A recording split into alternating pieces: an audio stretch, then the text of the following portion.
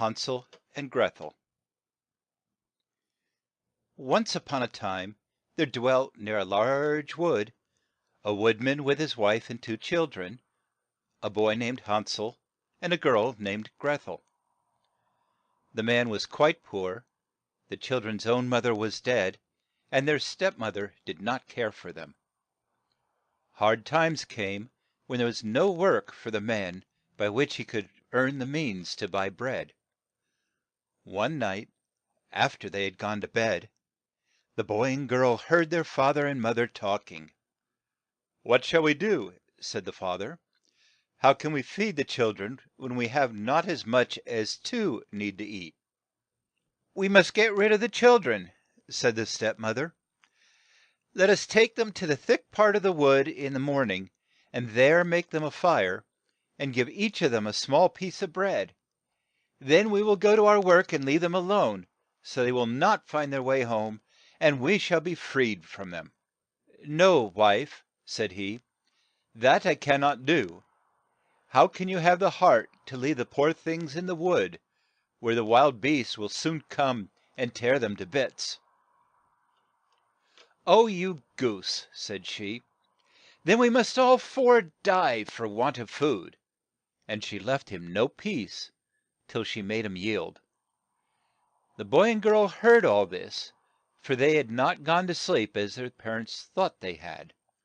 Greth el wept, and said to Hansel, "Oh, what shall we do?"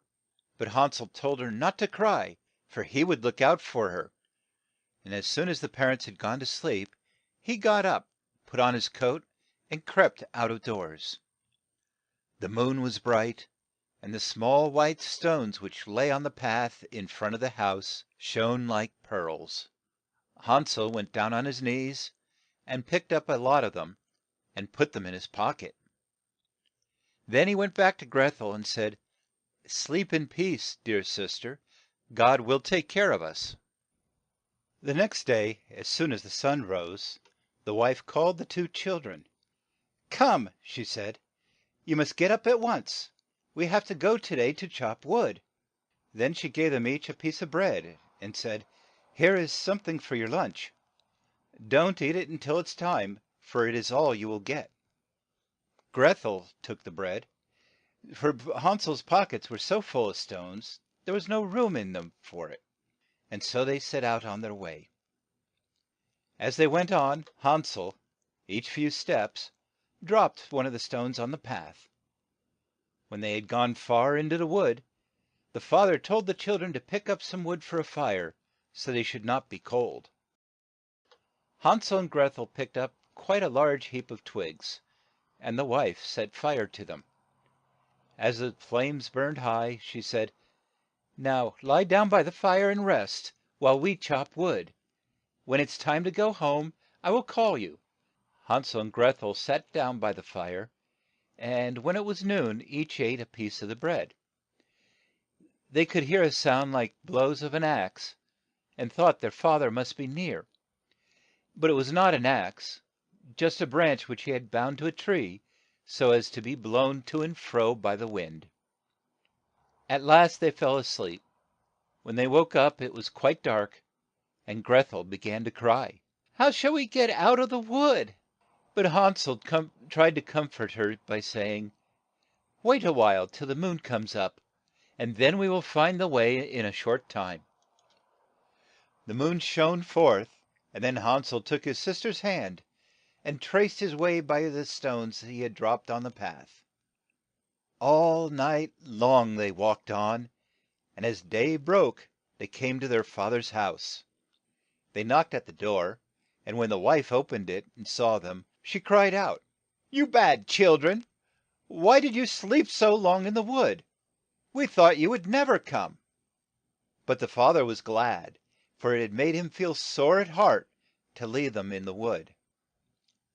The times grew worse and worse, and soon the chil dren heard their moth er say to their fa ther, "All is gone a gain. We have but half a loaf left, and then we must starve. The chil dren must go. We will take them deep er in to the wood, so they may not find their way out this time." It's the only way we can escape death our selves." But the man felt sad, and thought it would be bet ter to share the last crust with the chil dren. But his wife would not give in to him, and in the end she had her way. The chil dren heard all this as they lay a wake in bed, and as soon as the man and his wife went to sleep, Han sel got up. He meant to pick up some more of the stones, but the wife had locked the door, and he could not get out. Still he tried to com fort Greth el, say ing, "Do not cry. Sleep in peace. God will not for sake us." At sun rise the wife came and made them get up, and gave each a slice of bread which was small er than the first piece. On the way Han sel broke his in his pock et, and now and then dropped a crumb in the path. The chil dren were led deep in to the wood, to a part in which they had nev er been be fore.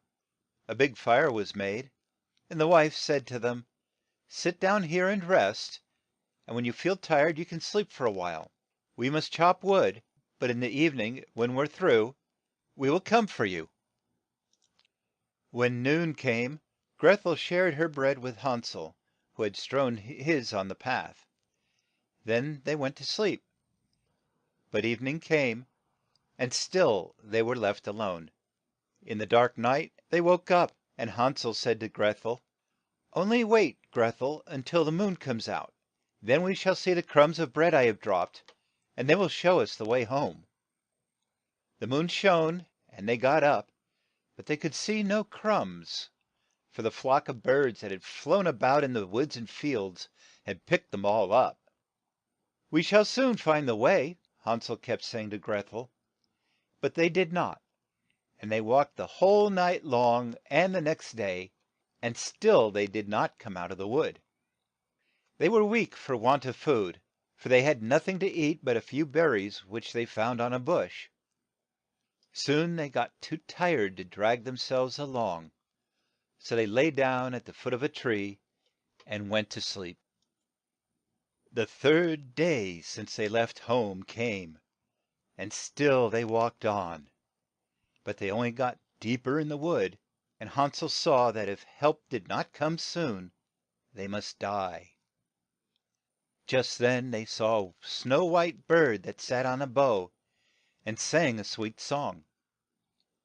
It soon left off, spread its wings, and flew a way. The chil dren went af ter it till they came to a small house, on the roof of which the bird perched. When they went up close to it, they saw that the house was made of bread and cakes. This was a fine treat for the hun gry boy and girl, and each broke off a piece of the house, and be gan to eat. All at once an old wom an o pened the door and came out. The chil dren were in such a fright that they let fall what they had in their hands. But the old wom an said, "Ah, you dear chil dren, what has brought you here? Come in and stop with me, and no harm will come to you." She took them both by the hand, and led them in to the house.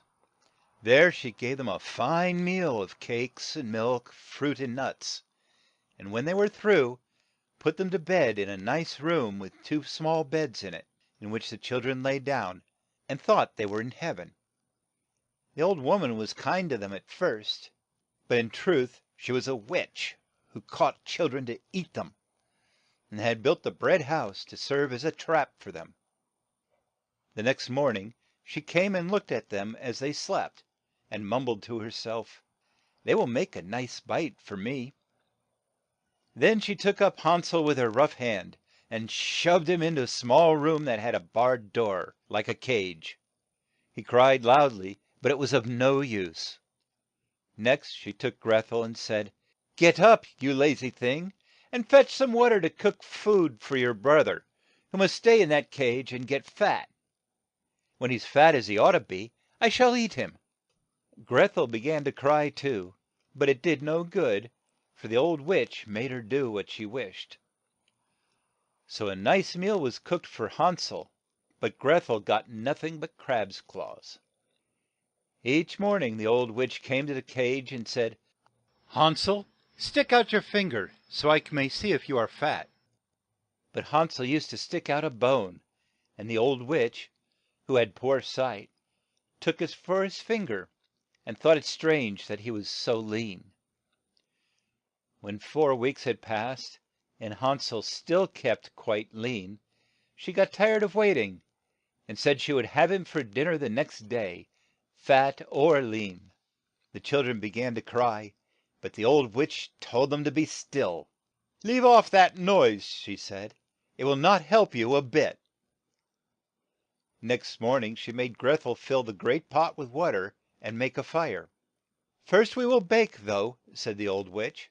"The ov en is al read y hot, and I have made the bread." She pushed poor Greth el up to the ov en, in which there was a fierce fire. "Creep in," she cried, "and see if it is hot e nough, and then we will put in the bread." She meant, when Greth el got in, to shut up the oven and let her bake, so she might eat her as well as Hansel. But Greth el knew what she wished to do, and said, "I don't know how to do it. How can I creep in?" "What a goose you are!" said the old witch. "The door is large e nough. Look here, I can get in my self." And she crawled up and stuck her head in the ov en. A bright thought came to Greth el. She gave the old witch a push, and she fell in to the oven. Then Greth el shut the door and drew the bolt. How the old witch did howl! But Greth el ran to the cage and let her broth er out. "Oh, Hansel, we are free!" she said. "The old witch is dead." As soon as the door was o pened, Hansel sprang out from the cage like a bird, and they were so glad they threw their arms round each other's neck, and kissed each other, and ran a bout for joy. They went through the house, and in each cor ner stood chests of gold and pearls. "These are bet ter than the small white stones," said Hansel, as he filled his pock ets with all they could hold. "I will take some home too," said Greth el, as she filled her a pron. "Now we must go," said Hansel, "and get out of this be witched wood." When they had walked for 2 hours, they came to a large piece of wa ter. "How shall we cross?" said Hansel. "I see no bridge of any kind." "There are no boats e ither," said Greth el. "But there swims a white duck. I will ask her to help us to cross."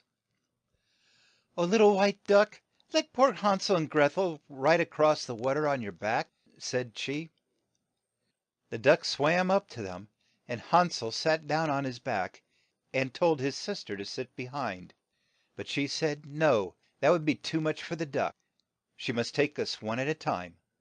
The good lit tle duck did so, and when they had walked a short time on the oth er side, they came at last to a part of the wood which they knew. They went on, and at last came in sight of their fa ther's house. Then they be gan to run, and, burst ing in to the room, threw their arms round their fa ther's neck. The poor man had not had one hap py hour since he left his chil dren in the wood, and af ter he had lost them, his wife had died too. Greth el shook her a pron, and the pearls and gems rolled out on the floor, and Hansel drew hand ful af ter hand ful from his pock et. Their sor row was now at an end, and they lived in great peace and joy. End of Hansel and Greth el.